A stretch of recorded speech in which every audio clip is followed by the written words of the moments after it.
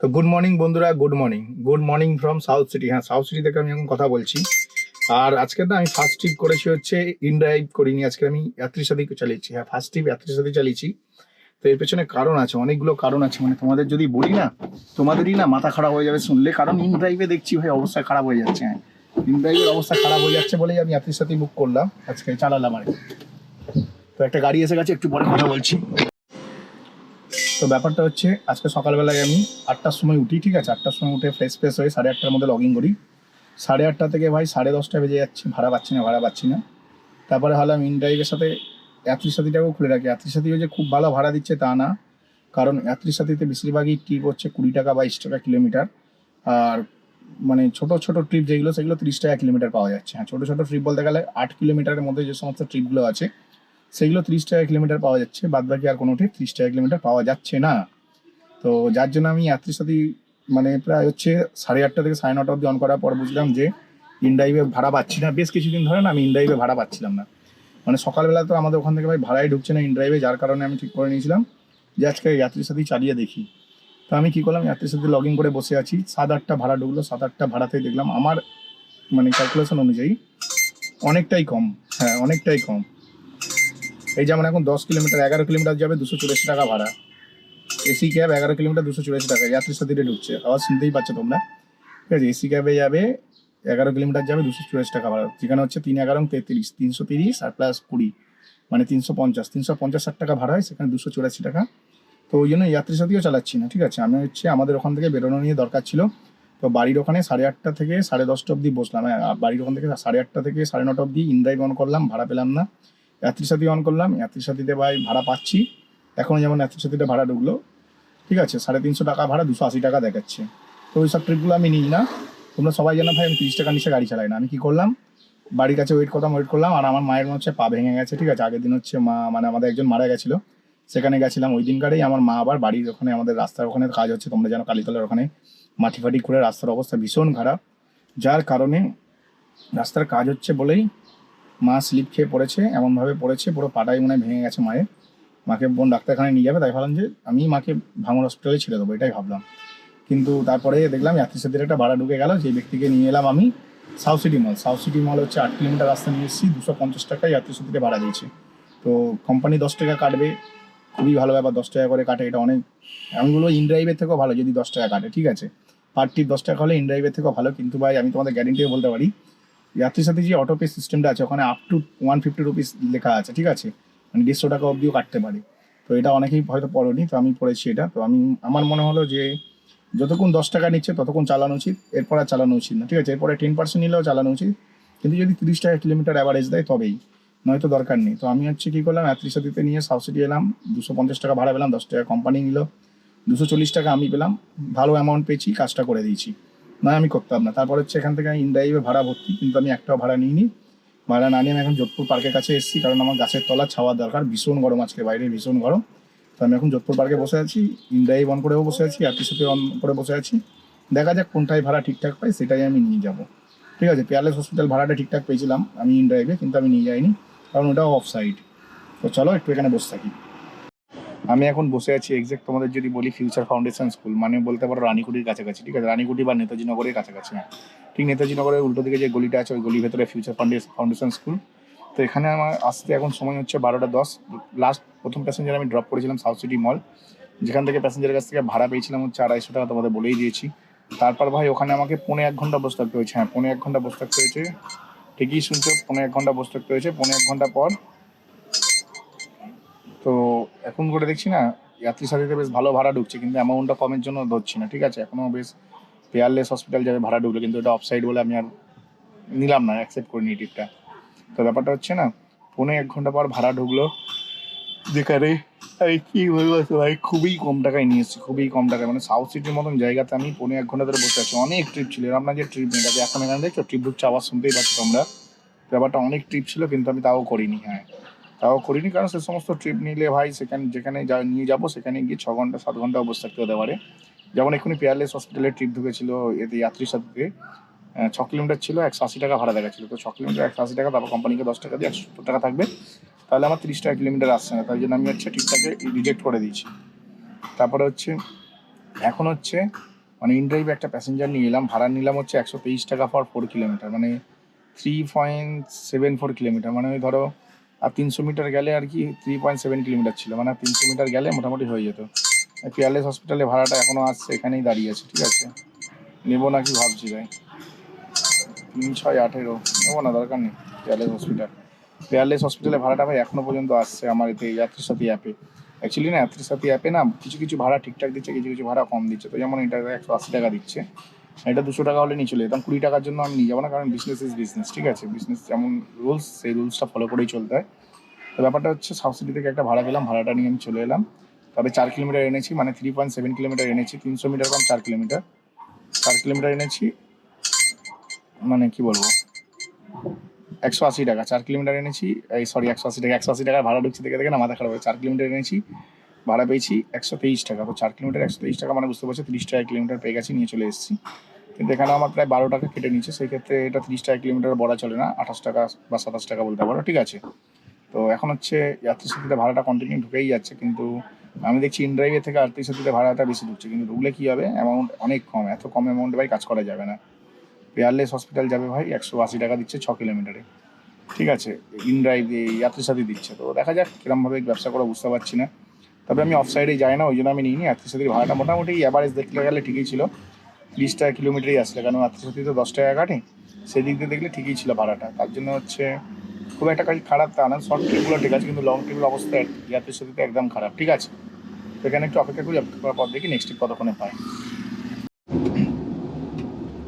তো যেমনটা তোমাদের আমি বলেছিলাম, মানে আমি চলে এসেছি এখন লেক গার্ডেন্স সামনে, হ্যাঁ লেক গার্ডেন্সের সামনে এসে গেছি। মানে তোমরা বলতে পারো আমাকে, মানে আমি ঠিক লেক গার্ডেন্সের যে রাস্তাটা আনোয়ারসার দিকে যাচ্ছে ওই রাস্তাটাতে আছি। ব্যাপারটা হচ্ছে আমি ছিলাম এতে, মানে নিয়ে গেলাম, তোমাদের বললাম নেতাজি নগরের কাছাকাছি আছি।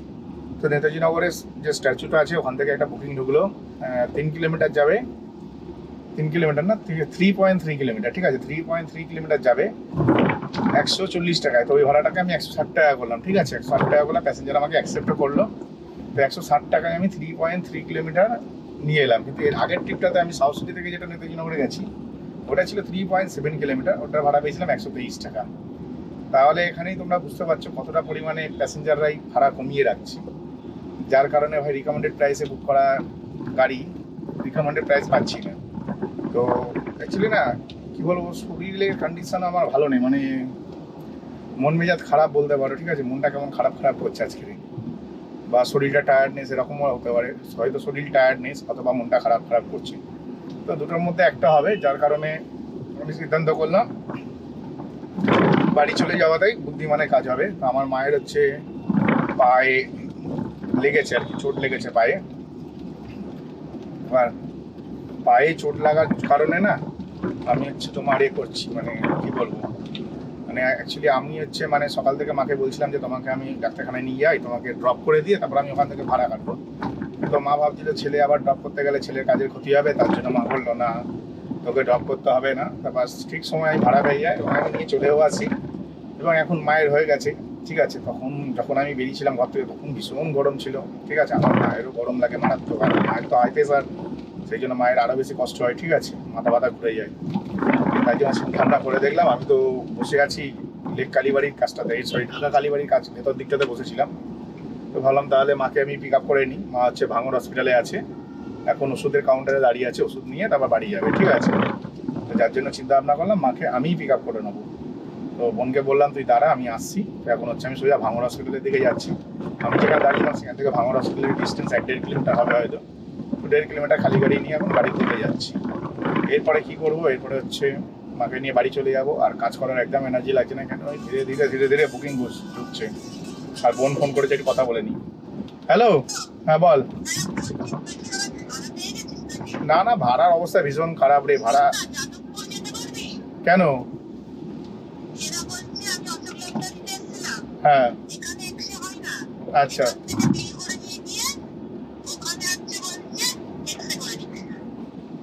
ওখানে গিয়ে এক্সরে করে নিতে, তারপরে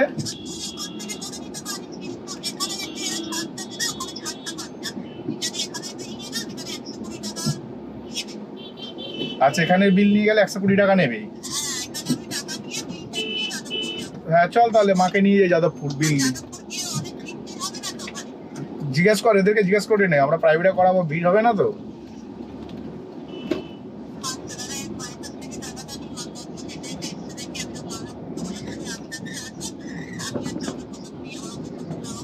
আমি এসে গেছি এখানটাতে, কোথায় আছিস তুই বল? নতুন ভাঙর থেকে হেঁটে হেঁটে আসছিল। হ্যাঁ হ্যাঁ ঠিক আছে, আমি হচ্ছে ভাঙর হসপিটালের গেটের সামনে দাঁড়িয়ে আছি, দেখ তো কোথায় মা।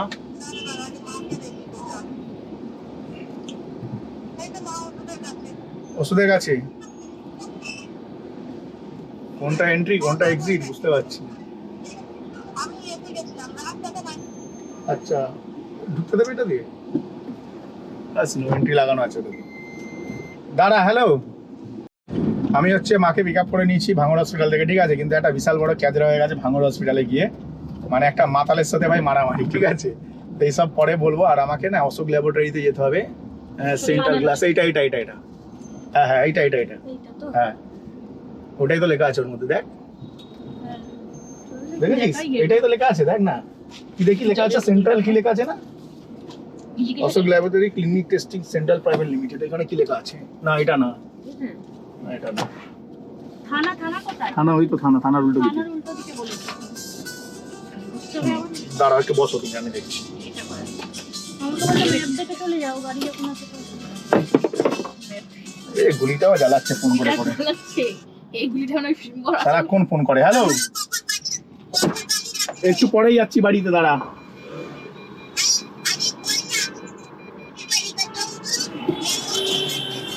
বেশি বড় হলে ফোন করি।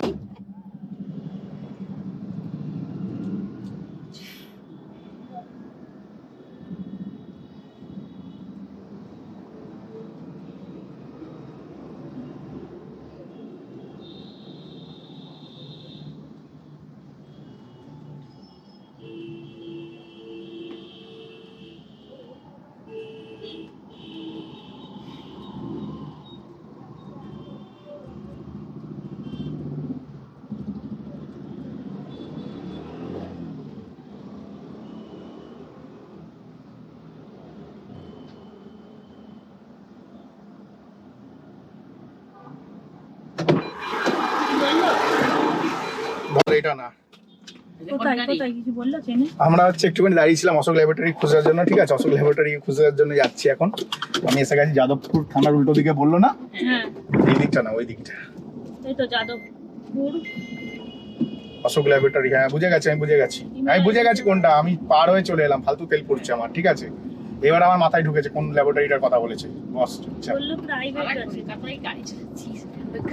না না সারা কলকাতায় গাড়ি চালাচ্ছি, সব মনে থাকে, এখন ওই ছেলেটা মাথাটা খারাপ করে দিল না, একটি ছেলের সাথে ভাই মারাত্মক যুদ্ধ হয়ে গেছে, ঠিক আছে, মারাত্মক যুদ্ধ বলতে ছেলেটি মদ খেয়ে দাঁড়িয়ে আছে, আমি দেখে বুঝতে পারলাম একজন মাতাল, সরছেই না কিছু, আমি ব্যাক গিয়ারে দিয়েছি, তো আমি কি করলাম একটা ব্যাক গিয়ারে নিয়ে গিয়ে হালকা করে ওকে টাচ করেছি যেন ভয় পেয়ে সরে যায়, ঠিক আছে, ও বাবা ওকে টাচ করেছি বলে ওদিকে এসে না হঠাৎ করে গায়ে জোরে ঘুষি মেরেছে আমার ওই পেছনের কাজটাতে, বাঁদিকের পেছনে জানলার কাছে মেরেছে, মানে আমি ভাবলাম গেল কাজটা ভেঙে, তারপরে আমি বললাম ভাই তুই শুনতে পাচ্ছিস না বলে তোকে সরানোর জন্য করেছি, ও দেখি আমি গাড়িটা গিয়ার দিয়ে বাড়িয়ে দিচ্ছি যে যদি ভেঙে টেঙে দেয়, ও বাবা আবার দৌড়ে এসে দেখি সামনের কাছে ঘুষি মারলো, মানে ও ভেবেছে ছেলেটা যে মানে আমাকে তোমরা দেখে যেমন মনে হয় যে একটা খুব শান্ত সবল শান্তশিষ্ট ছেলে এরকম মনে হয়, তো তো না এখানে না, তো আমাকে তোমাদের দেখে যেমন মনে হয় শান্তশিষ্ট ছেলে, তো ওরও মনে হয়েছে যে এ কি করবে, একে তো দেখে মিল্ক বয় মনে হচ্ছে, মিল্কি বয়, ঠিক আছে, আমাকে দেখে মিল্কি বয় মনে হয়েছে, তাই জন্য না ও এসে আমার গাড়ির মধ্যে ঘুষি ঘাসাই মারছে, আমি না মটকা গেছে গরম হয়ে নেমে ওখানে ফেলে ভাই প্রচুর কেলিয়েছি ছেলেটাকে, ঠিক আছে, খেলানোর পরে তারপরেও ট্যাক্সিওয়ালারা বলছে ভাই ও মাতাল, ও তোমার পেছনেই যাচ্ছে না, হ্যাঁ গো আমি তোমার ভেতরে চলে গেছি, ওষুধের দোকানে গিয়ে তোমায় খুঁজছি, ঠিক আছে, ওষুধের দোকানে গিয়ে তোমাকে খুঁজছি, ওষুধের দোকানে গিয়ে তোমাকে খুঁজছি, তো ওষুধের দোকানে চলে গেছে ভেতরে, আবার ওখান থেকে গিয়ে এক্সিট গেট থেকে বাইরে বেরিয়ে মেন রোডে দাঁড়িয়ে আছি, আবার মেন রোডে চলে এসেছে ঝামেলা করার জন্য, মানে এত ক্ষমতা দেখাচ্ছে ছেলেটা, এই করে দেবে ওই করে দেবে, মানে তোমাদের কি বলবো খুবই বাজে দশা হয়েছিল। আর অশোক ল্যাবরেটরি বলেছে ভাঙড় হসপিটাল থেকে আমাদেরকে, কেন ভাঙড় হসপিটালে এক্স রে করতে ভীষণ লাইন, যার কারণে আমরা অশোক ল্যাবরেটরি যাচ্ছি, ঠিক আছে, এবার অশোক ল্যাবরেটরিতে মানে অশোক ল্যাবরেটরি পার করে আমি এইখানে চলে এলাম, মানে থানার উল্টো দিকে বলেছে, আমি ভেবেছি থানার এই থানার উল্টো দিকে এদিকটা ভেবেছি, তারপর আমার মাথায় এলো অশোক ল্যাবরেটরি তো ওখানটাতে আছে, মানে আমি লোককে গিয়ে জিজ্ঞেস করছি অশোক ল্যাবরেটরি কোথায়, মানে আমার মা বলছে গাড়ি চালাস এইটুকুনি চিনিস না, অশোক ল্যাবরেটরি চিনি ভাই কোন গলিটাতে সেটাও জানি, কিন্তু আমার একটু ভুলের জন্য আমাকে আবার ফের এক রাউন্ড ঘুরতে হলো, মানে এক রাউন্ড ঘুরতে হলে প্রায় 500-700 মিটার ঘুরতে হবে এখন আরো। মানে ওইখানটা আছে আসল ল্যাবরেটরি, এই বিল্ডিংটার ওইখানটাতে, বুঝলে? এখন হচ্ছে আসল ল্যাবরেটরিতে যাচ্ছে এক্স রে করানোর জন্য। এক্স রে রিপোর্টটা বেরিয়ে হলে তারপরে বোঝা যাবে পাই ফ্র্যাকচার হয়েছে কিনা। একটি ছেলে, ঠিক আছে, মানে মাল খেয়ে হঠাৎ করেই গাড়িতে আমার অ্যাটাক করে দেয়। হ্যাঁ, গাড়িতে অ্যাটাক করে দেয় বলতে গেলে এতটাই বাজেভাবে অ্যাটাক করেছিল না, মানে আমার এই যে কাঁচটা দেখছো, এই কাঁচটা ভেঙেই গেছে এরম ভাবছিলাম। এখনো না আমি বারবার করে কাঁচটাকে দেখছি যে কাঁচটা ঠিক আছে তো, কাঁচটা নড়ে গেছে নাকি সেটাও দেখছি, দেখি ভালো করে। যাই হোক, কাঁচটা নড়েনি, কিন্তু গ্যারেন্টি ওখানের যে গ্যাপগুলো আছে না, গ্যাপগুলো বড় হয়ে গেছে আমার মনে হয়। মানে গায়ে একটা মদ মাতালের গায়ে কতটা শক্তি থাকে ভাই, তোমরা সবাই বুঝতে পারছো, ঠিক আছে? একজন মাতালের গায়ে কতটা শক্তি থাকতে পারে।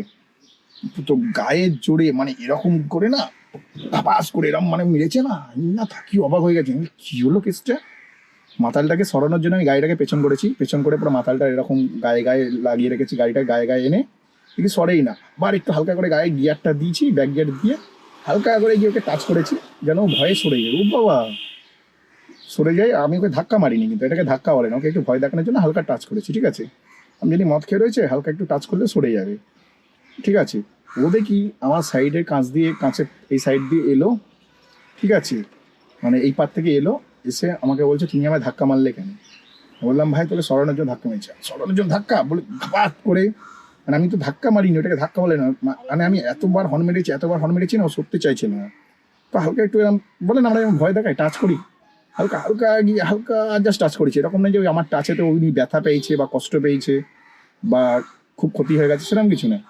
ও না এসে গায়ে জুড়ে না এরকম করে এসে ঘাম করে মারলো না, আমি তাকিয়ে দেখে অবাক হয়ে গেছে। আমি না প্রথমে এই কাজটাতে মারলো, আমি বললাম হয়তো কাজটা ভেঙেই গেছে, এটাই ভাবলাম, ঠিক আছে?